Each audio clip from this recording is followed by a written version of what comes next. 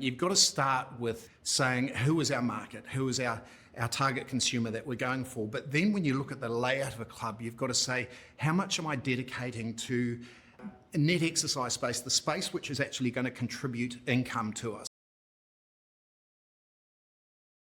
The first decision is, how am I going to generate income out of this club and what spaces do I need? So how much of that total space am I going to dedicate to exercise or other revenue generating activities that we're seeing a lot of now? Once you've done that, then you look inside those exercise spaces and say, how do we divvy that up in order to create the greatest contribution to the club? And by the contribution, what I mean is the most expensive overhead of any club is the bricks and mortar itself. It's the rent that we pay in our clubs.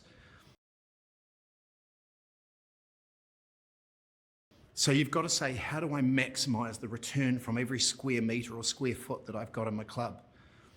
Different activities require different square meterages. If you're looking at, CrossFit style of training, you tend to need sort of 10 square meters per person. If you're looking at gym floors, we tend to have 6 or 7 square meters per person. Cardio areas tend to be sort of 4 or 5 square meters. Where group fitness has positioned itself so well in that space is that it can create really high capacity in a studio, which also has really high attractiveness. So not only do we create high capacity, generally in group fitness about 4 square meters per person, but we create high utility as well. And that means that not only can we fit a lot of people in that space comfortably, but also they love being there and it draws lots of people into that space.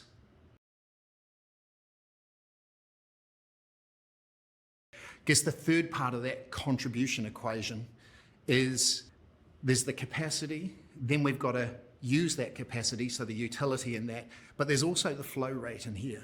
And that's how much we can turn that studio over, especially during our peak times. So, 45-minute classes are great. 30-minute classes, HIIT classes, to the consumer are also great because they love getting the job done at the same time. But for the format economics, that stuff's gold.